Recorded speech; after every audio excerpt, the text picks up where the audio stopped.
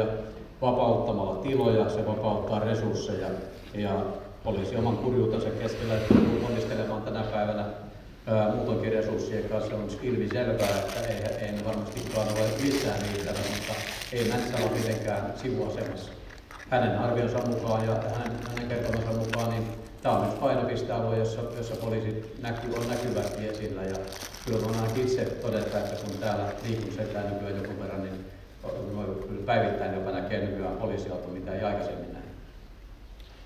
Täällä reunalla kysymys ensin.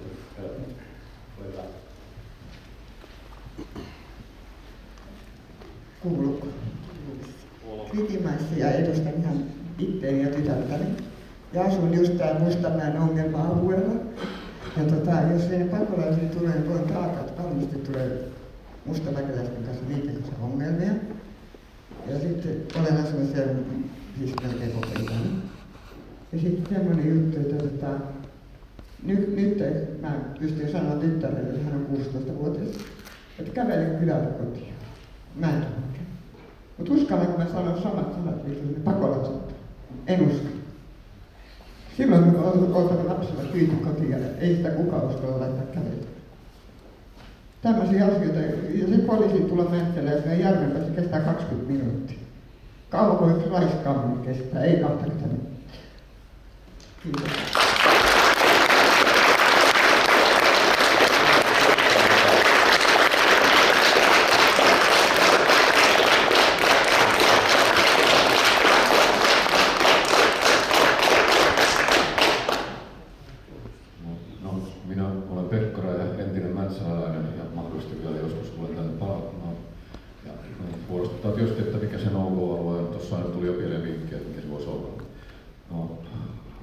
Olen saanut matkustella paljon maailmalla, olen ollut myös töissä ulkomailla ja toivon mukaan saan vielä jatkossakin olla, mutta sitten joskus ajattelin tänne palata.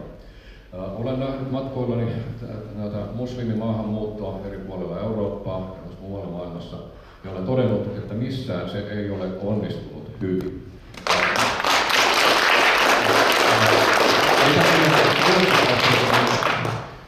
Niin se on sellainen asia, jota ei julkisuudessa näe, mutta mä tiedän sen ihan henkilökohtaisesti, että siellä on 100 kuntaa, jotka ovat niin sanottuja no-go-alueita. Ja mä en toivo, että Mäntsälän mikään osa tulee olemaan sellainen. Ja sitten mitä tulee tähän Karipeussan kysymykseen, siihen ei ole vielä tullut vastausta, mikä tuli siinä alussa. Minkä takia otetaan muslimeja, koska muslimien mukana tulevat ongelmat. Ja sitten miksi ei voitaisi Mäntsälässä näyttää esimerkkiä koko Suomelle ja muualle Pohjois-Euroopalle, että otetaanpa vain kristittyjä, jos jotakuta tänne otetaan. Mikäs estää, ettei näin voida toimia? Kiitos.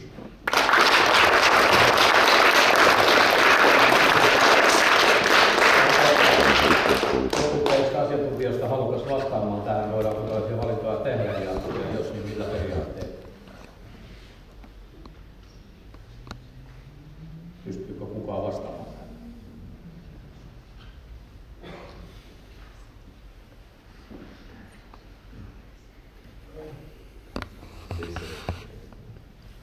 Kuuluuko nyt? Tähän mä kyllä halusin nyt vastata, että se, miksi mä en tähän mennessä vastannut, johtui ihan puhtaasti siitä, että mä aloitin vasta maaliskuun puolessa välissä tässä erikoissuunnitelman tehtävässä siirrytyä niin nykyisen työnantajan oikeusministeriöstä, josta aikoinaan siirryin sisäministeriöstä. Ja kuten varmaan nimestä niin huomaatte, ja ehkä kenties myös tästä aksentista, niin mä en välttämättä ole syntynyt Suomessa, mutta olen asunut täällä sen verran kauan ja eri puolilla Suomea, että en oikein tunnista joitakin täällä puheita Suomessa aikaisemmin kuulemiksi puheiksi. En oikein ymmärrä, että siis miten Suomessa on varttunut ihminen voi edes esittää tällaista kysymystä, että voiko ihmisiä... Onko tämä asiantuntija vai miksi hän pitää tällaista poliittista puhetta? Mä perustan tämän ihan siihen mun lain tuntemukseen. Sisäministeriössä mä tein töitä yhdenvertaisuuslain toimenpanon edistämiseksi. Pysy siinä aiheessa. No niin, kuunnelkaapa sen aikaa, kun hän esittää tuon. Hän haukkuu muit siellä, sun pitäis keskeyttää silloin. No niin, antakaa hänen puhua nyt. Ole hyvä. Jos hän haukkuu. Kyllä voin lopettaa puheenvuoron, mutta... Eikä sä puhunutkaan. Puhua saa, mutta ei tarvitse haukkua. Puhu asiaa siellä, jos No niin, sama käsi ylös, ketä kokee, että mä haukuin äsken. Noin. Joo, hyvä. Eikä se nyt varmaan käsiäänestyksellä, kun järkevä puheenjohtaja pystyy näkemään, No että niin. haukkuu. Samalla tavalla tämä koskee myös teitä.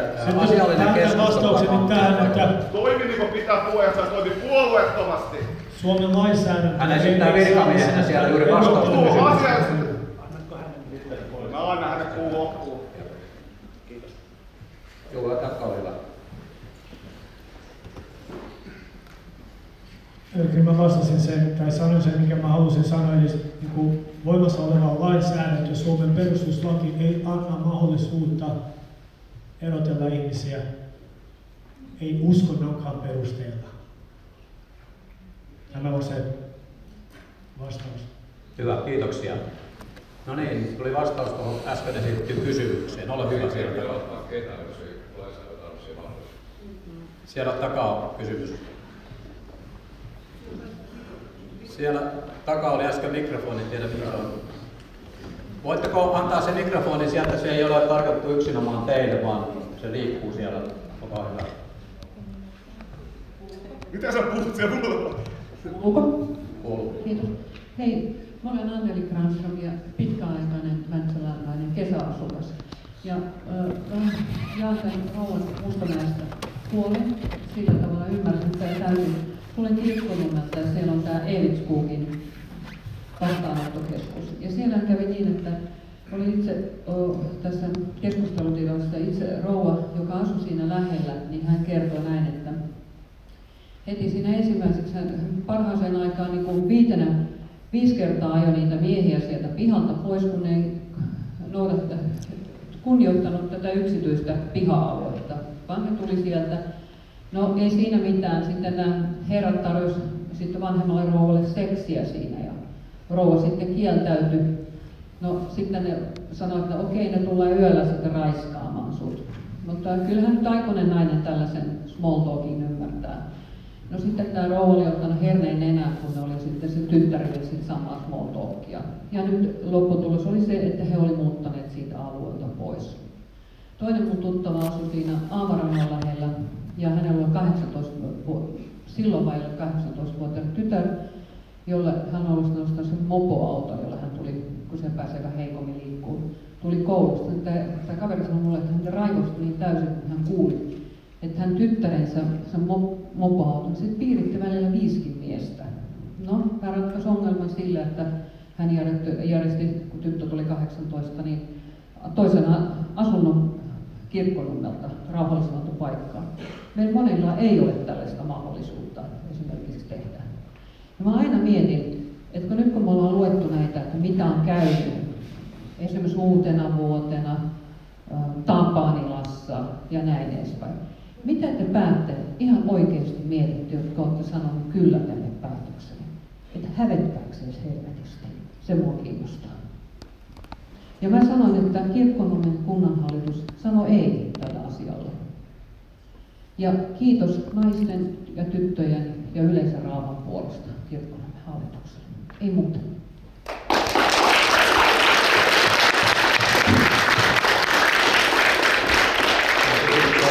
Oli vaikea antaa vastausta, kun valtuusto ja kunnanhallitus on kokonaisuudessaan täällä koolla ja varmaan vastaus kuuluu sitten päätöksenteon jälkeen, että mitä mieltä ovat sitten, mitä ovatkaan päättäneet. Tätä tullaan myös kysymään päätöksen jälkeen. Tässä välikysymyksessä siellä jollakin oli käsi pystyssä, en tiedä, mutta kaikki ne, jotka ovat Mäntsälästä, niin nostakaa käsi ylös, olkaa hyvä. Asuvat siis Mäntsälässä. No niin, kiitoksia. Seuraava kysymys. Olisi ihan lyhyt. Täällä otetaan tästä ensin sitten.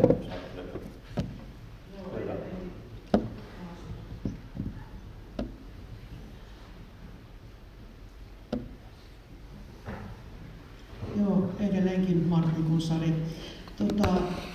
tästä oli puhetta näistä valtion maksamista rahoista, niin jos ne kerran niin hyvin riittää, niin mä löysin netistä, että esimerkiksi viime syksynä niin tälle vuoden budjettiin Helsinki joutui lisäämään 10 miljoonaa euroa maahanmuutto- ja kotouttamisen kustannuksen maksuihin.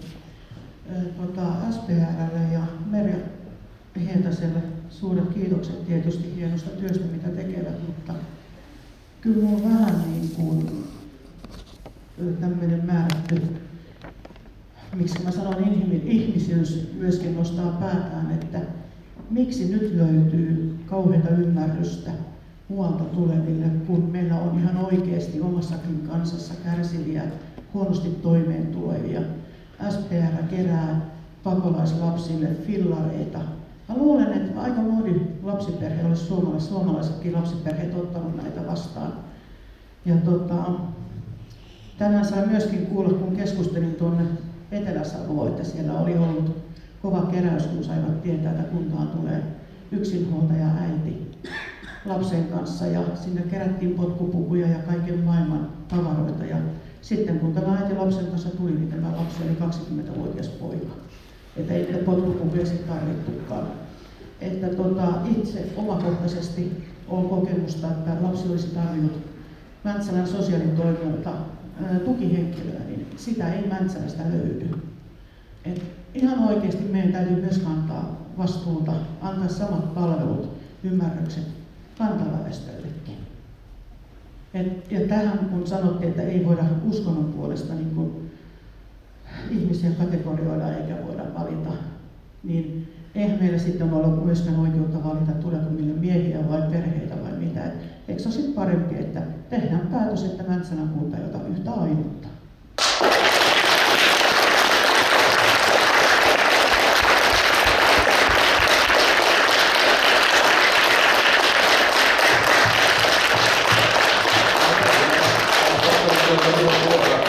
Mutta oliko sulla erityisesti tässä jokin kysymys vielä? Ehkä se, että miksi ei niin kuin tämä kauhea avustamishalu kohdennu myös meihin kantaväestöön. Kun täälläkin Mäntsälässä on paljon nuoria, jotka on syrjäytymässä ja kaikkea muuta. Sä esitit tämän tavallaan nyt sitten Merja Hietalalle, koska SPR:n toiminnasta oli kysymys vai onko jollekin? On ehkä sosiaalitoimi myöskin, että koska sosiaalitoimi itse ohjaa tällä hetkellä Elämänleipä ry ruokajonoon asiakkaitaan ja siellä on 400-500 ihmistä hakee viikoittain ruokaa. Onko sosiaalipalvelujen päällikkö halukas vastaamaan tai peruspalvelujen tai joku vastaa tuohon?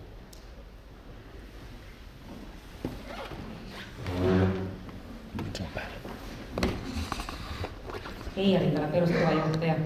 Eli me tarjotaan kuntalaisille tarpeen mukaiset sosiaali- ja terveyspalvelut. Me ei niitä ole rajaamassa, vaan me tarjotaan kuntalaisille, kuten myös sitten niille kotoutuville, ne palvelut, mitä tarve edellyttää. No niin, sitten ei anna sitä tänne päästä.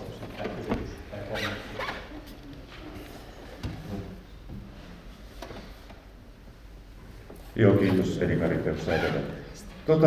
ELY-keskuksen kaveri, en muista hänen nimensä, kun hän tuossa kertoi hetki sitten, että uskonto ei voi olla tekijä, jolla rajataan. Se on ihan oikein varmasti täällä Suomessa. Täällä voi olla uskoa vaikka puuhevoseen. Mutta se, mitä meillä viime valtuuston edellä täällä kävi ELY-keskuksen edustaja, en muista tämän rouvan nimeä, niin hän kyllä mun ymmärtääkseni ihan selkein sanoin kertoi, että me voidaan itse pistää kriteerit niille, joita me tänne otetaan.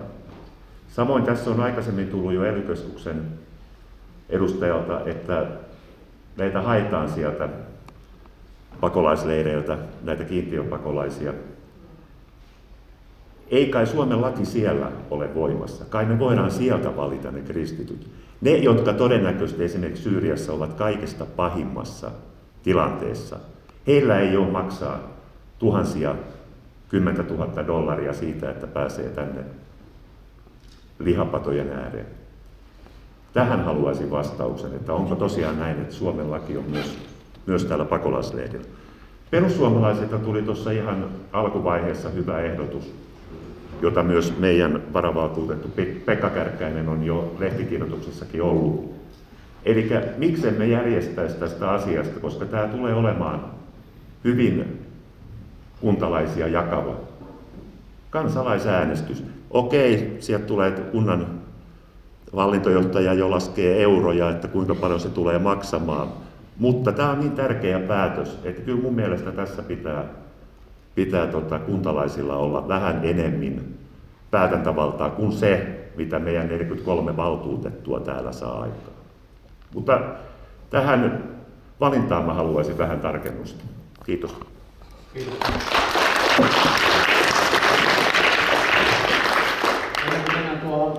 Tai itse asiassa voidaan tässä valinnastakin puhua jonkin verran, mutta kuullapas mitä Sipoon kunnassa, mikäläinen se profiili siellä ylipäänsä on ja miten siellä on ne henkilöt tullut? Eli mä oon Eeva Myllys ja Sipoon kunnan maahanmuuttokoordinaattori, eli se ihminen, joka koordinoi näitä palveluita ja oikeastaan vähän niin kuin on vastuussa siitä kotouttamisesta.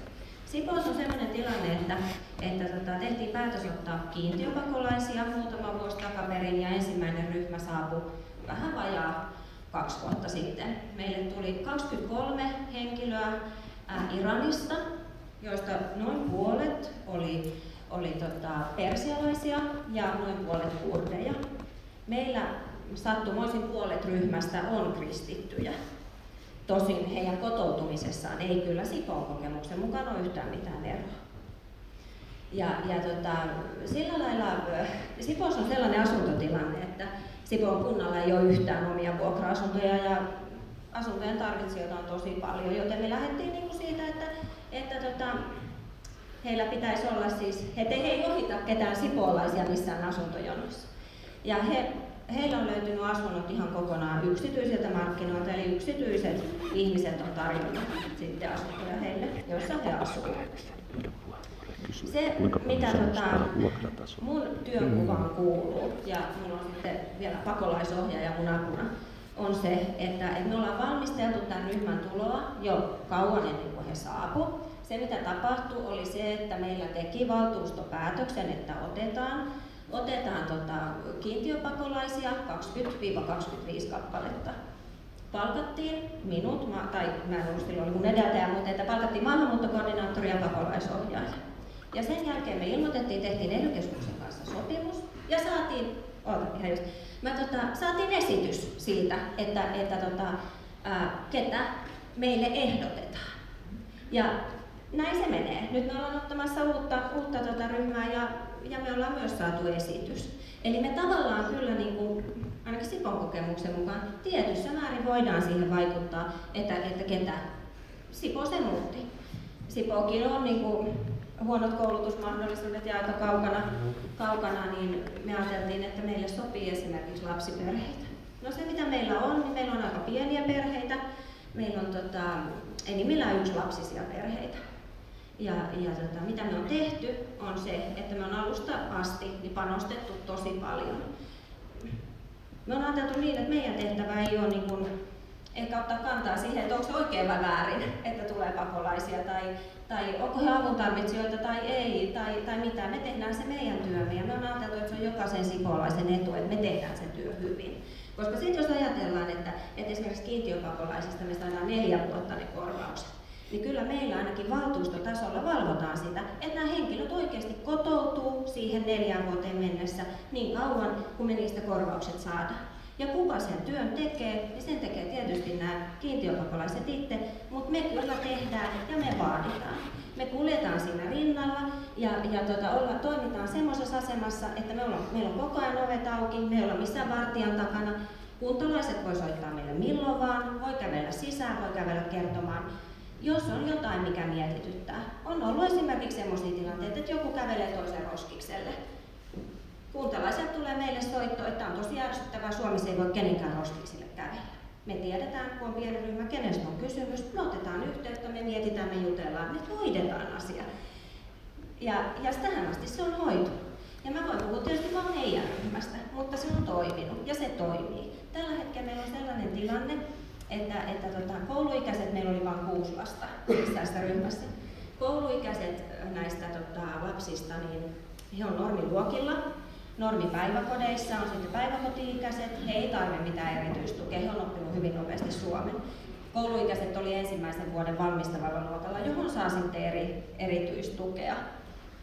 Ja sitten tästä aikuisväestöstä meillä on 1 eläkeikäinen, joka ei tietysti sit työllistykään, mutta muut pääsi hyvin nopeasti suomen kielen kursseille ja me on huolehdittu siitä, että se niin kuin etenee. Ja sitten kun loppuun tuli työharjoitteluvaihe, he siirtyi työharjoitteluihin, me on koko ajan ollaan seuraamassa sitä, että miten se polku menee. Vaikka ne kustannukset saadaan korvattua sen 4 vuotta, niin kyllä me on lähdetty siitä, että mahdollisimman pian he siirtyy normaalipalveluihin. Ja heidän opastetaan, ei me tehdä mitään puolesta, siinä ei ole mitään järkeä, että me tehdään mitään puolesta. Mutta me katsotaan, että he tekee ja toimii ja opastetaan ja eletään siinä rinnalla. Monesti kuulee esimerkiksi semmoista, että heillä on paremmat tuet tai he saa enemmän tukea tai niinku rahaa tai avustuksia tai jotain. Se on minä, joka myönnän heille ne toimeentulot ja mä voin kertoa, että mä en myönnä senttiäkään enemmän kuin heillekään suomalaiselle tai kantaväestöön kuuluvalle ja se on vaan totuus. Kyllä heiltä edellytetään, että he tekevät samat asiat ja he oppii tekemään samat asiat. Sitten on tietysti totta, että jos ajatellaan, että me halutaan auttaa niitä, jotka on oikeasti hädänalaisia, niin se on se ryhmä, joka on myös kokenut aika tosi kovia. Heillä saattaa olla vammoja, he on saattanut olla pommitusten keskellä tai monenlaisia tilanteita. Se on ihan selvää, että he tarvitsevat myös niin kuin semmoista erityistukea, johon sitten Sipolle ei ole ollut tarvetta hakea erityiskustannuksiin korvauksia, mutta johon me voitaisiin hakea erityiskustannuksiin korvauksia, mutta ne on niin kuin meillä hoitunut muulla tavalla. Jos ajatellaan, että Sipo on varmaan sillä aika samalla kuin Mäntsälä, että meilläkään ei ole poliisilaitosta, meillä on lähin poliisi on Porvoossa, niin nämä meidän kiintiöpakolaiset ei ole kyllä kertaakaan poliisia työllistänyt. Mä en tiedä, ehkä aika usein oletetaan, että heidän pitäisi olla hirveän kiitollisia ja nöyriä, mikä ei ole, he on ihmisiä, ihan kuin ketkä tahansa meistä, mutta kyllä tämä meidän niin Sipon-ryhmä on tosi kiitollisia, he on hyvin nöyriä ja hyvin kiitollisia kaikesta siitä tuesta ja avusta. He on hyvin kiitollisia niistä lahjoituksista, mitä heille annetaan ja me ollaan niin kuin, me on opetettu heitä, miten käydään, sipolaisetkin käy kirpputoreilta ostamassa lapsille vaatteita ja miten niin kuin hommat toimii. Et mä ajattelisin, että mulla on itselläni 5 lasta, mulla on myös teini-ikäinen tytär kyllä mäkin tietysti miettisin. Totta kai, kyllähän semmoinen niin mietityttää. Mutta mä oon itse siinä asemassa tällä hetkellä, että mä voin vaikuttaa siihen, että miten nämä ihmiset kotiutuu ja kotoutuu. Koskaanhan me ei tiedetä, niin kuin suomalaisessakin on monenlaista ja mitä tahansa voi tapahtua. Mutta kyllä me yritetään, kyllä mun mielestä niin minä vastaan työstäni ihan niin kuin kunnanvaltuustolle asti ja siitä turvallisuudesta esimerkiksi, joka on mun mielestä tosi tärkeä asia, että me taataan, että Sipoossa on turvallista. Ja jos me mikään hälytyskello soisi, niin me kyllä puututtaisiin. No mitä me voitaisiin tehdä? No me ehkä soitettaisiin poliisille tai yritettäisiin puuttua, otettaisiin se asia puheeksi. Me tehtäisiin ne asiat, joita me voitaisiin ajatella, jos esimerkiksi oltaisiin lastensuojelussa ja me ajateltaisiin, että jostain nuoresta tulee huoli. Mutta mä mielelläni vastaan kysymyksiin. Mä tiedän, että mä oon monesti sanonut, että Sipoossa on aika tosi positiivinen ilmapiiri. Ja mä oon monesti ajatellut, että mä oon ehkä niinku välillä Sipoon niinku maahanmuuttokriittisin ihminen, kun mä uskon siihen, että näihin asioihin täytyy suhtautua siihen terveesti kriittisesti, että niistä puhutaan ja niihin puututaan, koska se on se ainoa tavallaan tie, miten tässä päästään eteenpäin. Meillä on 10 minuuttia. Anteeksi, nyt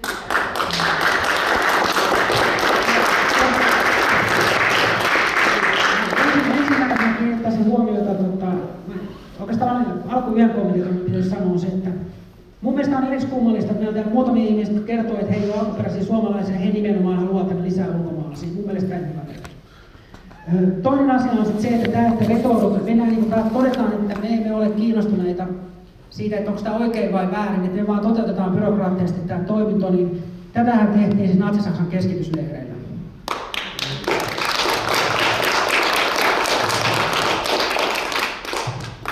se mihin mä haluaisin niin tämän suuremman kysymyksen keskittää tässä kohdassa on siis tämä asia, että mitä järkeä tässä touhussa on? Nyt jos me ajatellaan tätä asiaa ihan siis niin kuin ollaanpas nyt kerrankin järkeviä talousihmisiä ja mietitään sitä, että montako euroa me laitetaan ja mitä me sillä saadaan. Niin se, että me autettaisiin niitä ihmisiä siellä jossain Syyriassa tai Ugandassa, ja mielellään tietenkin omilla rahoilla, ei muiden rahoilla, niin kuin jotkut ehkä haluaisi tehdä, mutta että autettaisiin niitä sillä paikan päällä, niin monikokertainen vaste me saataisiin siitä niin kuin apumäärässä. Onko se 10, 100 vai 1000 vai 10 000 kertainen? Eli nyt tämmöinen aivan epäterve bisnes on syntynyt tähän tämmöisten niin ulkomaalaisten haalimiseen ja hyysäämisen ympärille. Johon tarvitaan kaikennäköisiä tämmöisiä koordinaattoreita, jotka sitten käy puhekursseilla ja oppii retorisesti puolustelemaan tätä toimintaa. Mutta kyllähän me nyt voidaan katsoa se, että tämähän on täysin järjetöntä rahan käyttöä. Tämä on semmoista, että kannattaisi niin kuntalaisten rahat tuonne pihalle ja poltettaisiin keossa. Tämä on hulluutta. Ei tässä ole mitään järkeä. Kiitos.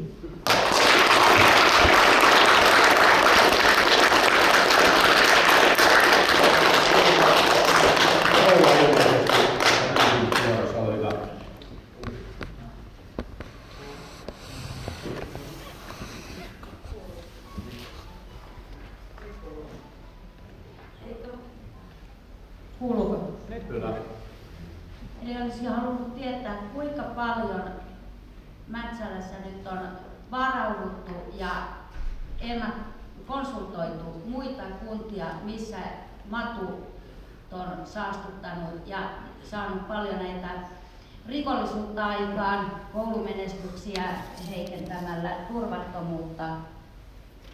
Koska mä kuulin ainoastaan nyt vain sitä, että mitä yhteistyötä voidaan tehdä, mutta onko esimerkiksi Helsinkiä konsultoitu? Haluaako tähän kysymykseen joku vastata?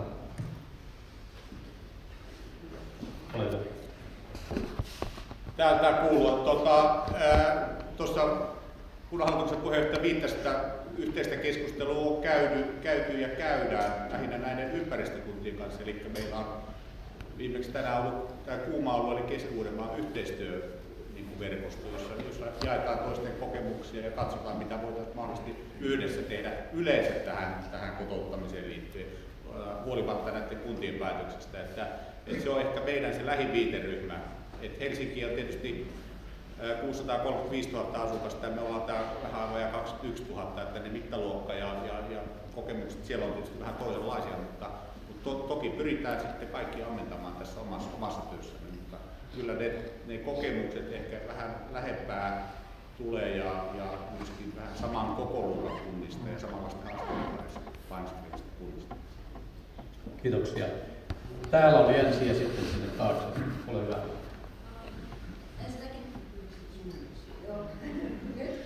Ensinnäkin, vaikka minä olen ulkomaalainen alusta asti, en minäkään halua näitä tänne. Mutta ne ovat täällä. Mitä me tehdään niillä? Mikä on teidän konsepti sillä, mitä näillä tuhansilla ihmisillä, jotka ovat jo Suomessa, mitä niille tehdään? Luodaanko kuplamenttelen yllä?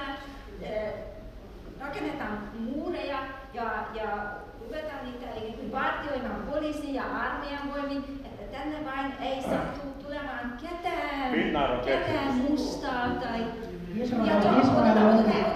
Odota hetki. Ja vielä, se, joka on muslimi, se ei välttämättä tarkoita uskontoa. Se voi olla ihan yhtä maallinen kuin kuka tahansa meistä Suomessa, suomalaisista kristityistä esimerkiksi.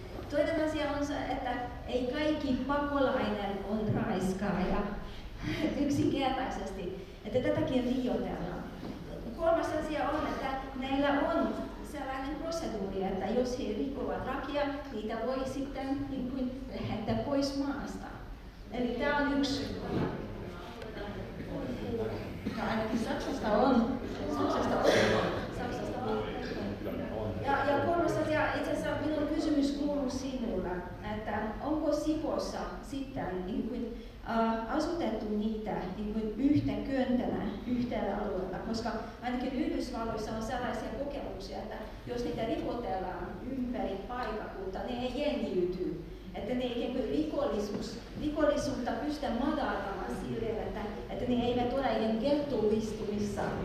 ghettoissa asumisessa. Että onko Sipoossa silleen niin kuin yhtenä paikana tai niin kuin ripoteltu ympäri kuntaa? Koska tämä on olennainen kysymys siitä. No niin, mennäänpäs tähän vastaukseen. Jos kukaan on koskaan käynyt Sipoossa, niin Sipoossahan ei varsinaisesti, siellä on Söderkulla ja siellä on Nikkilä ja heidät on niin kuin näiden asuntojen takia, niin he asuu Nikkilässä, mutta ympäri Nikkilää. Ja semmoinen vaara, että tunnen heidät, että nämä meidän nuoret äidit, joiden elämä ja ystävät on kaikki suomalaisia, sipoolaisia, että he jotenkin kettoituisi, niin se ei nyt niin kuin näin pienestä mittakaavassa. Mä ymmärrän, että isoissa kaupungissa on isoiden kaupunkien ongelmat, mutta että Sipoo on oikeasti tosi pieni paikka. Ja meillä on tosi vähän. Ja siksi me halutaan pitää niin, että me otetaan, niin kuin nyt teki eilen Sipoon valtuustopäätöksen, että me otetaan tämä ELY-keskuksen, joka ELY-keskus tarvitsee meidän 46, joka koskee tätä vuotta, koska me ajateltiin, että nyt me sen hankataan, koska me on saatu tämä edellinen ryhmä niin kuin hyvin kotoutettua. Mutta että tosi pienistä määristä puhutaan meilläkin. No niin, otetaan tuolta takaa ja sitten on sun vuoro. Tuolla. Takaa. Ihan lyhyesti kommentoisin Sipoon näitä olemassa olevia pakolaisia. Kansanomaisesti voisi sanoa, että Sipoolla on käynyt tsäkä. Maailmanpolitiikusta tuntuu, että 70-luvun lopulle saakka Irani oli hyvin länsimaalainen ja ihmisiä koulutettiin. Ja kunnes Ajatollah Khomeinin sharia-laki romutti tämän systeemin. Eli olen sitä mieltä, iranilaisiakin joitain tuntien, että olette päässeet todella helpolla, kun olette saaneet sieltä näitä pakolaisia. Ja sekin kertoo jotain, että puolet on kristittyjä, koska he ovat sitten näitä sarjahallinnon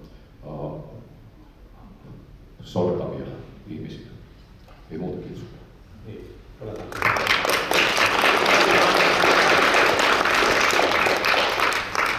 haluaisin kysyä, että millä perusteella nämä asiantuntijat on valittu tänne, koska eihän näistä puheenvuoroista ja vastauksista, kyllähän niissä selvästi kuuluu niin kuin puolesta kannanotto.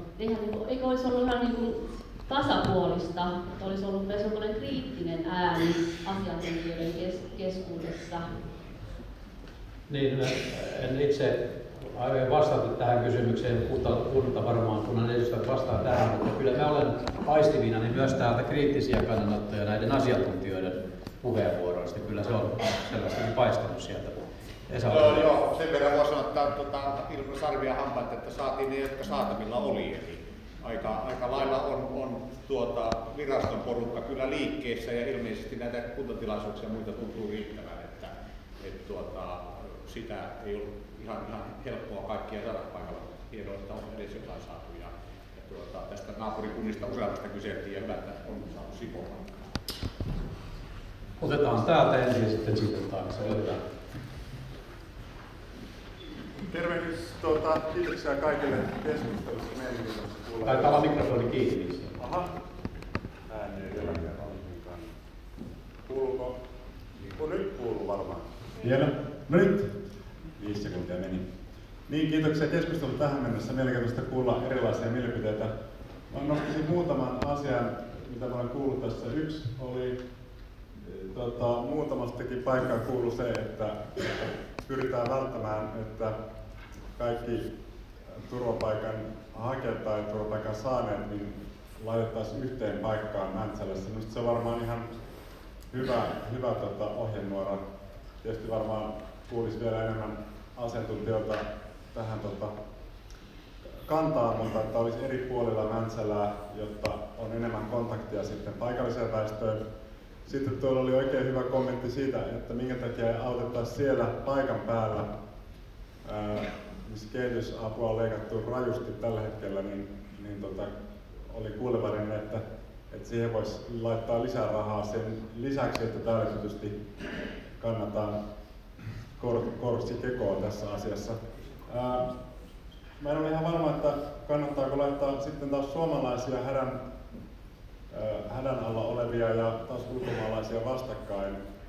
Ei varmaan ole niin, että jos kerää kerää potkupukuja turvapaikanhakijoille, etteikö voisi tehdä niitä suomalaisillekin.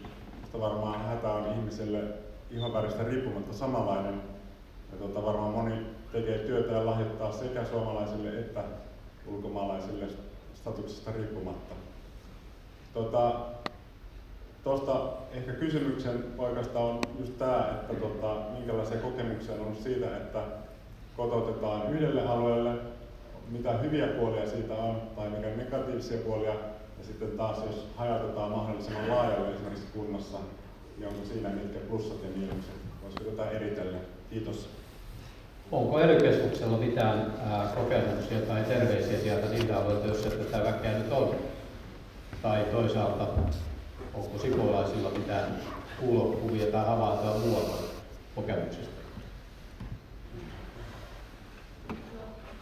ELY-keskuksella ei, tai minulla ei itsellä ole tästä juurikaan tietoa, että miten se, onko sillä ollut jotain eroa, että jos ajatellaan vaikka tämän koko luokan kuntaa, tai tämän koko luokan kuntia, että ovatko he yhdellä alueella vai ripoteltu erikseen, mutta kyllä sitten kun ruvetaan puhumaan isommista kaupungeista, niin kyllä siinä varmasti on hyvä, että tulee sellaista alueellista, tai että ihmisiä asutetaan laaja-alaisesti useammalle alueelle ihan sen kotoutumisenkin näkökulmasta. Kiitoksia. Ole hyvä. Joo, ensimmäinen, mihin haluaisin kiinnittää huomioon tässä kohdassa on siis se, että tämä meidän Sipoon hyysäri niin paljasti siis sen, että ensin otti 23 ja nyt hän kohtaa 46. Eli niin kuin mä sanoin tässä aikaisemmin, niin tämä muuttopaine ei ole katoamassa mihinkään. Ja tässä selvästikin yritetään siis sen sijaan, että tässä niin yritetään tälleen pikkuhiljaa myrkyttää se kaivo. Että 1 tippa kerrallaan, 2 tippaa, 3 tippaa, 4 tippaa, 5 tippaa. Ja niin kuin sanoin tuossa alussa, niin mä en ole edelleenkään kuullut sitä, että mikä on tämä kokonaismaahanmuuttovoittotavoite. Tähän ei tule vastausta, koska ne ei kehtaa myöntää sitä, että näitä lukuja, mitä on julkisuudessakin ollut, että Alexander Stubb on sanonut, että Suomessa pitäisi olla kohta niin 320 000, 500 000 ulkomaalaista, ja että on niin kuin katsottu, että töitä varten pitäisi saada koska meillä ei ole yhtään työttömiä, niin pitäisi 1,8 miljoonaa ihmistä ottaa tänne lisää. Nämä on sellaisia määriä, että mä pidän sitä, että tämä tulee hävittämään koko meidän yhteiskunnan, tämä tulee ajautumaan kriisiytymään täydellisesti sekä taloudellisesti että sosiaalisesti että kulttuurisesti. Ja sitten kun tässä on muutamia viittauksia tehty USA, niin mä otan myös tämmöisen huomioon, että USAssa esimerkiksi, missä on harrastettu monikulttuurisuutta pitkän aikaa. Eli kukaan ei voi sanoa, että Afrikan negri on muuttanut sinne viime viikolla, on ollut siellä pitkään. Niin tosiasiahan on, että valkoisiin nähden, niin tämä musta väestö tekee esimerkiksi törkeitä pahoinpitelyjä 200 kertaa enemmän. Murhiin muistaakseni 50 kertaa enemmän kuin mitä. Niin nämä luvut on aivan järkyttäviä. Että siis, ja tämä on nähty, että tästä on ylisukupolvisia ongelmia. Tämä on sellainen asia, mitä niin on huomattu myöskin. Tässä oli tämä Harvardin yliopiston tutkimusväitöskirja, missä todettiin siis se, että on tämmöisiä ryhmiä, joista jos ne otetaan USA:sta väkeä, niin ne ensin, jotka tulee sinne, on kiitollisia. Se seuraava sukupolvi saattaa opiskella vähän enemmän, mutta se voi romahtaa jopa niitä alun perin tulleiden taakse. Eli on erilaisia ryhmiä, jotka ei oikeasti siis ylisukupolvisestikaan tule sopeutumaan. Ja se, että johtuuko tämä kulttuurista siitä, että sitä huonoa kulttuuria siirretään kotona lapselle ja lapsenlapsille, vai johtuuko tämä sitten muista asioista, kuten ihmisten niin kuin erilaisten ihmisryhmien älykkyyseroista, niin tämä on asia, mistä ihmiset on eri mieltä. Mutta on turha kuvitella, että tämä niin kuin poistuu, että tällä tavalla poistuva tämä ongelma. Eli nyt kun tätä päätä tässä avataan tämmöiselle haittamuutto niin kuin virralle, niin tästä tulee ylisukupolvisia ongelmia, niin se on yksi asia, että ei poistu ne ongelmat. Ja toinen asia on juuri tämä, että mun mielestä ei ole mitään viidettä nyt siihen, että siis oltaisiin lopettamassa tämä haittamuuttajien niin haaliminen tänne. Musta näyttää, että tässä on niin tarkoituksena loppujen lopuksi niin suomensukuisen kansan hävittäminen. Eli että tänne tuodaan siis aivan loputon virta jotain kehitysmaalaisia, ja koko meidän yhteiskunta kehitysmaalaistetaan. Täällä on sen jälkeen niin joka paikassa moskeja, ja täällä soi kaiken maailman töttöröitorvet ja suomalaisten rahoilla. Suomalaiset niin kuin elättää, ottaa tänne niin kuin porukkaa sikiämään omalla työllään niin kuin tekee tuolla painaa duuni, ehkä jaksaa 1-2 lasta itse kantaa, niin sitten tästä tulee niin kuin kunta ja valtion väliä. Laittaa sitä asetta ohjelmalle ja sanoo, että vielä Afrikassa on 1 000 miljardia negriä. No niin, nyt alkaa olla jo aika.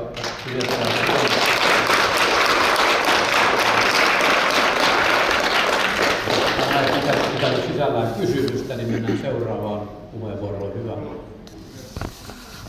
Joo, kiitoksia. Eli tämä naishenkilö tuolta noin, onko hän venäläistaustasta tai mikä, niin tässä sanoi, että tässä on se ongelma, että kun ne on jo täällä, sä taisitkin sanoa, että kun ne on jo täällä nämä turvapaikanhakijat, niin mitä sitten? Et eikö me pitäisi kuitenkin jotenkin niin auttaa niitä täällä ja kotouttaa, etc. Onko nimenomaan näin ei tarvitse tehdä? Halla-aho myöskin sanoi tässä jo useampi kuukausi sitten, että aivan hyvin nämä voidaan laittaa leireille. Että jos nämä on oikeita turvapaikanhakijoita, ne on oikeasti tullut pakoon, suurta väkivaltaa ja muuta vastaavaa, niin voi laittaa aivan hyvin leireille ja vaikka tuonne Tornion lähelle ja siellä sitten palautetaan ne tuonne YK:n pakolaisleireille. Eli ei tarvitse, ei tämä ole mikään tämmöinen väistämätön asia, että pakko kotouttaa. Niin tämä on niin sellainen valinta, mikä voidaan tehdä ja nimenomaan pitäisi tehdä niin paikallisesti ja nimenomaan, että kuntalaiset saisi itse sitovan kansanäänestyksen kautta niin määritään taas, tuleeko kuntaan vai ei. Ja sitten toinen nopea kysymys vielä tästä, kun tästä yksi naishenkilö puhui jostain näistä partakaupoista taas, partalapsista, niin ELY-keskukselle, että kuinka paljon te olette tutkinut sitä, että minkä ikäisiä nämä niin sanotut lapset ja nuoret on, että onko ne oikeasti sitä ikää, mitä ne väittää, millä tavalla te olette niin varmistaneet tämän asian. Kiitoksia.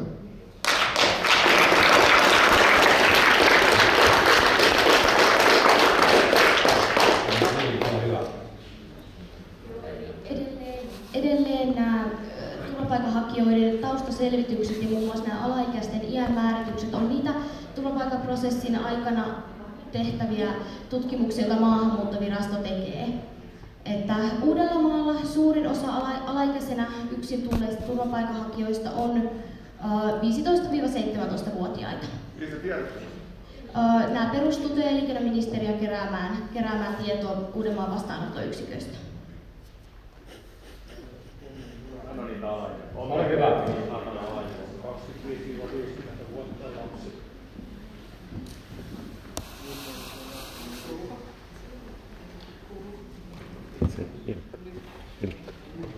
Tiedätkö, millä nyt tutkitaan epäselvää? Taitaa olla kiinni. Samalla kuin hevonen hampaista. Ihan tehtiin lehdessä kysymys. Sitten tuossa oli noita laskelmia kuultiin, että oli alle 7-vuotias lapsi ja oli sitten sen ja sen ikäinen lapsi. Mutta näitähän on tullut, suurin osa näitä on tulijoista on ollut aikuisia miehiä. Ja nyt kun on näitä katsellut itsellekin näitä tilastoja, niin yleensä just nämä somalit ja lähi-itä, niin eihän ne ole työllistynyt aikaisemminkaan. Me katsoin jotain Helsingin kaupungin, niin se oli otanta oli otettu 2006-2011. Eli hyvältä ajalta niin töihin nähden. Niin siinä sanottiin, että yhtä paljon ne somalit ja Lähi-idän ihmiset käyttää sossupalveluja kuin tullessa, kuin sitten sen jakson lopulla. Eli he ei ole työllistynyt. Ja näitähän nämä suurin osa on. Että onko laskettu ihan sitä sellaista tavallaan se tyyppi, että sille ei ole luku- eikä kirjoitustaitoa hyvä, jos on omalla kielellään. Miten sellainen ihminen niin kuin sitten, että saadaan, että se huonoin vaihtoehto, että ei työllisty, ja niitähän on nyt ainakin täällä Helsingin seudulla on jo toista sukupolvea on, että ollaan työttöminä. Niin paljon sellainen tulee maksamaan ja ollaanko varauduttu sellaiseen? Ei muuta. Kiitos.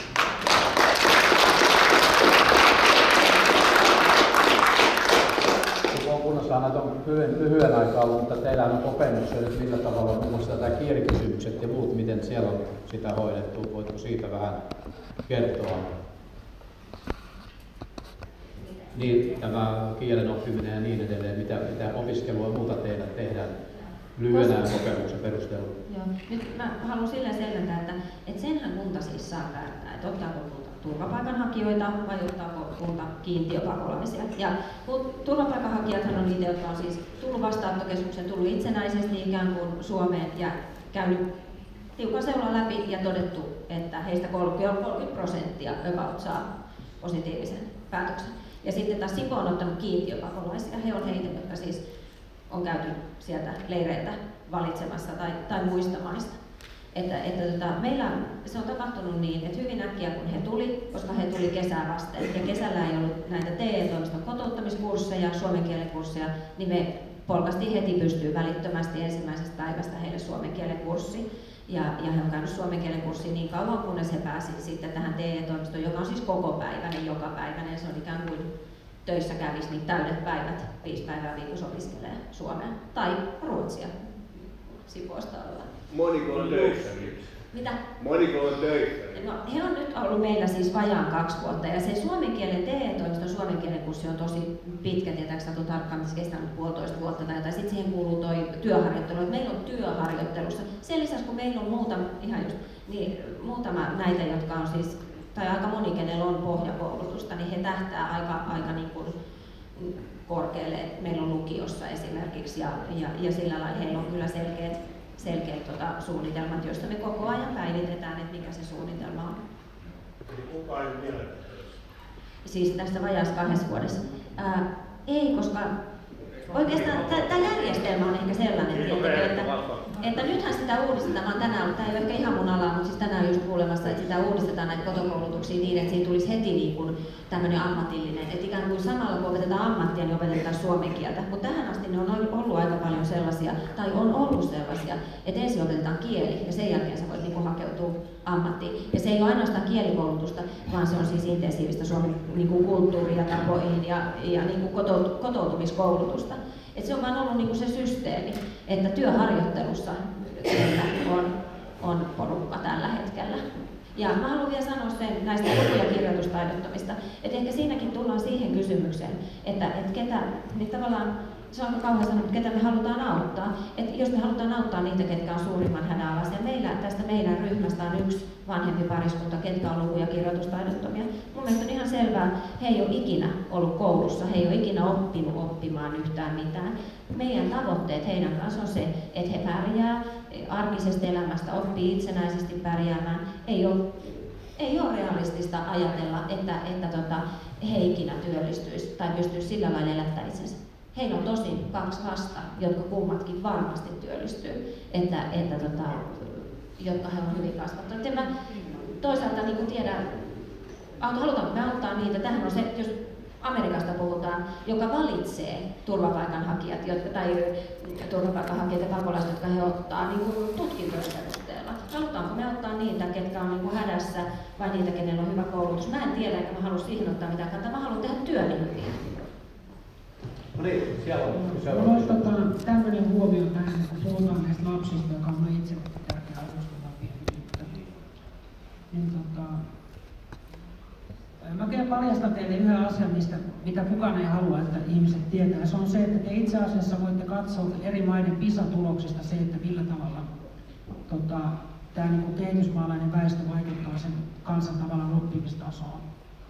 Ja me voidaan nähdä PISA-tuloksia katsomalla, että siellä yläpäässä on siis tämmöiset sivistyskansat niin kuin Kiina, Japani, Korea. Nämä on kaikki monokulttuureja, niillä on parhaat PISA-tulokset.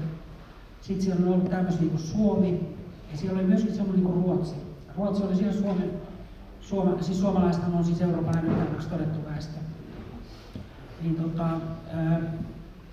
Suomi ja Ruotsi oli samalla tasolla vielä 15 vuotta sitten, siellä noin siellä 5. Ja Ruotsi on pudonnut Venäjän taakse sijalle 37 tässä 15 vuoden aikana. Ja tähän voi olla vain yksi syy, ja se on tämä näiden kehitysmaalaisten haaliminen, tämä kehitysmaalaiset tsunami, joka on siellä maahan iskenyt. Ja se, mitä sitä nyt ei suoraan näe siitä tilastosta, on se, että onko se vaan, että nämä on täysin oppimiskyvyttömiä nämä kehitysmaalaiset, vai on kysymys myös siitä, että ne tuhoaa myöskin tämän kantaväestön oppimismahdollisuudet sekä häiritsemällä tunneilla että niin kuin myöskin monista muista syistä, kuten esimerkiksi resursseja haalimalla niin viemällä niin tavallaan opetuksen tarkoitetut rahat, jotka olisi mennyt muuten kantaväestölle, että kantaväestö ei pysty oppimaan. Niin haluaisin tähän nyt erityisesti kiinnittää huomiota ja sanon myöskin sen, että mitä useampia kielisten koululuokkaan tulee, niin sitä enemmän on ongelmia. Tämä on ihan itsestään selvää. Ja mun mielestä niin suomalaisten vastuulla voi olla ainoastaan, vain ja ainoastaan, suomalaisten lasten tulevaisuuden varmistaminen. Sitten tämmöinen knoppi tähän pikkusen piruille. Ja kun puhutaan tästä integroitumisesta, niin meillä on Suomesta ja romaniväestö, niin sitä niin on yritetty integroida nyt 500 vuotta, ja ehkä viime vuosina on saatu jotain jo aikaiseksi. Että ei tämä niin Suomessa ole hirveän hyvinkään onnistunut tämä integraatio. Toinen, mistä voisi kysyä, että onko suomenruotsalaiset jotenkin integroitunut Suomeen. Ne on täysin segregoitunut. Mä itse asun esimerkiksi Kauniaisissa, missä mä tiedän itse lapsuudestani, että siellä on suomen kielen ja ruotsin kielen väestö on täysin segregoitunut. Ja tämä tullaan näkemään näiden muidenkin ryhmien kanssa, että niin kuin, tämä on millään tavalla uskottavaa, että tämä tulee sekin tämä integroituminen onnistumaan. Tämä on kaikissa maissa ollut tämä sama, koska ihmiset haluaa olla itsensä kaltaisten ihmisten kanssa. Näin on aina ollut ja näin tulee aina olemaan. Kiitos.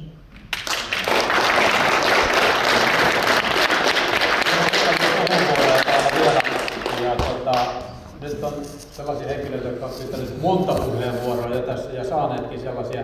Mä annan nyt sellaisille henkilöille, jotka eivät ole vielä yhtään puheenvuoroa käyttäneet, niin otan siihen taakse ensin ja sitten Tapio Havula ja sitten siihen. Ole hyvä sieltä. Ja taakse ensin. Minä vai? Hän tuolla. Iltaan. Niko Antasarvo Ohkolasta. Tässä oli nyt puhetta, että voiko valita ELY-keskukselta, valita siis, että millaisia henkilöitä on tulossa. ELY-keskukselta oli puhetta, että perustuslaki kieltää valikoinnin, että uskonnon perusteella voi tehdä valikointia. Mutta Sipoon kunnasta sanottiin, että heille on otettu ja heillä on puolet kristittyjä. Ja ainakin se, että voi valita, että tuleeko kiintiöpakolaisia vai sitten näitä turvapaikan saaneita. Niin minulle on jäänyt vielä epäselväksi se, kun Sari Marttinen tässä aiemmin kysyi, että voiko Mäntsälän kunta valita, että meille tulee esimerkiksi lapsiperheitä, eikä aikuisia miehiä. Niin voiko tällaista valintaa kunta tehdä? Eli osataanko ELY-keskukselta vastata? Ja toinen kysymys, johon ei nyt varsinaisesti vastaa ja Aukko ja poliisihallinnon edustaja paikalla, mutta onko kunnanhallituksen puheenjohtajalla tai sitten ELY-keskuksesta niin näppituntumaan siihen, että jos tulee näitä pakolaisia Mäntsälään, niin onko mahdollista, että poliisiaseman lakkauttaminen perutaan? Kiitos.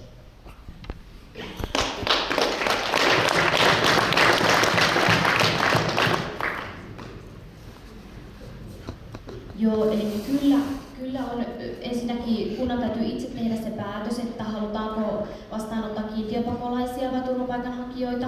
Ja kyllä voi kunta valita ja myöskin ilmoittaa esimerkiksi haluavansa perheitä. Ja se kyllä ELY-keskukselle sopii oikein hyvin.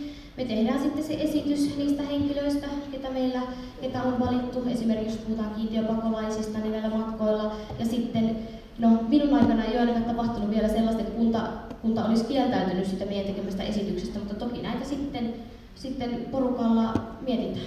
Kuinka tarkoittaa kieltäytys antaa kunnan? No siellä on esimerkiksi perhekunnittain perheenjäsenet, lapset, minkä ikäisiä lapsia. Sitten jos on jotain esimerkiksi pitkäaikaisia sairauksia tiedossa henkilöille, ne on yleensä siellä. Ammattitausta, koulutustausta, minkä tyyppistä työhistoriaa on, ne on tämän kaltaisia asioita. Varmasti tuohon kysymykseen, joka liittyy poliisiaseman mahdollisia tai tuon toimipisteen mahdollisia olemassaoloa, tuohon sehän on enemmänkin palvelupiste. Ja muutaman 10 pakolaisen tulo Mäntsälään ei varmasti vaikuta poliisiaseman tai niiden palvelujen olemassaoloon. Sisäasiainministeriö tekee itse asiassa päätöksen tuohon aihepiirien liittyen. Siinä ei poliisin päälliköllä edes paljon sanottavaa. Hän tietysti voi oman esityksensä tai lausuntonsa aihepiiriin liittyen antaa, mutta varsin pitkällä on esitys jo ja uskonpa, ettei siihen muutoksia tule. Tapio Havulan puheenvuorolla. Kiitos. Poliisiasia on sillä lailla, että ministeriö tekee päätöksen siitä huhtikuun aikana. Että mä luulen, että se poliisiasema-asia niin tulee päätökseen ennen kuin me teemme täällä päätöksen tästä. Että sillä lailla tuskin ne on kytköksissä toisiinsa. Mutta noista kiintiöpakolaisista kautta turvapaikanhakijat, niin kuin tässä paljon keskustelua siitä käydään, ja kun katselee tätä, niin kuin mitä meidän naapurikunnat tässä on tehnyt, niin niitä valintoja, ja niin tässä kun nopeasti tätä listaa kävin läpi, niin täällä on ainakin Vihdissä, Keravalla, Kirkkonummella on valittu nimenomaan näitä kiintiöpakolaisia, niin otettu niitä. Ja mitä ELY-keskuksen kanssa on käyty näitä keskusteluja tässä kunnan kanssa, niin ELY-keskuksen kyllä aika selvä kanta oli sillä, että he niin kuin suosittelee, että me myös niin valittaisiin näitä kiintiöpakolaisia, koska niissä on niitä lapsiperheitä, yksinhuoltajia enemmän. Ja kun me ollaan tämmöinen aloitteleva kunta tällä saralla, niin meillä voisi olla viisaampi lähteä sitä kautta liikkeelle.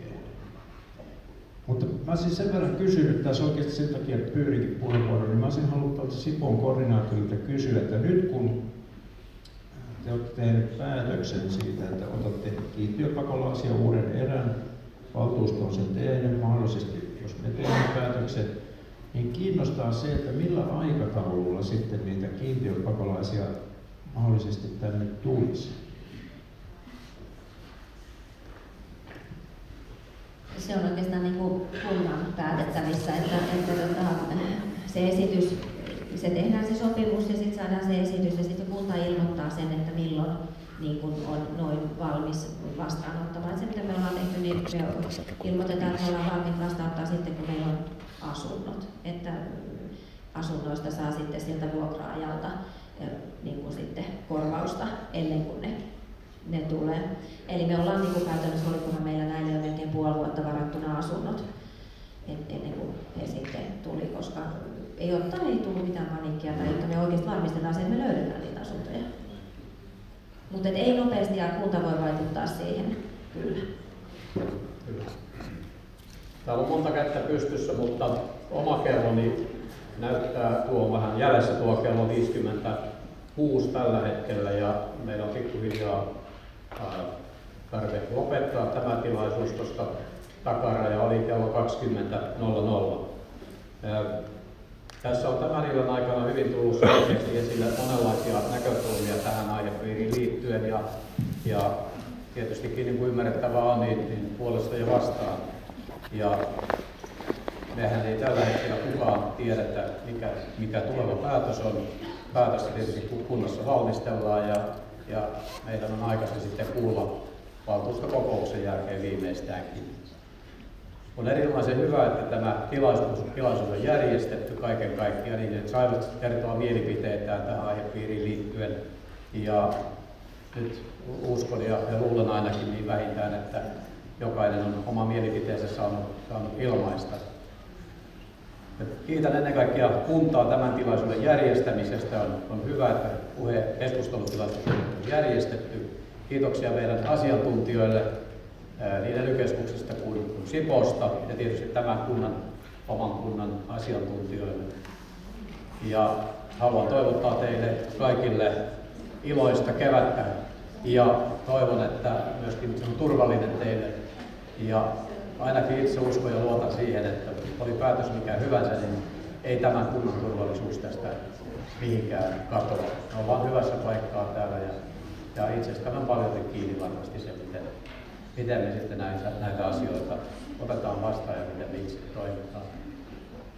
Tärkeintä on, että itse säilytämme tyynen mielen ja huolimatta siitä, että kullakin on oma mielipiteemme näihin asioihin, niin emme kuitenkaan lähde yliampumaan. Kiitoksia. Tämä tilaisuus on päättynyt. Kiitän teitä osallistumisesta.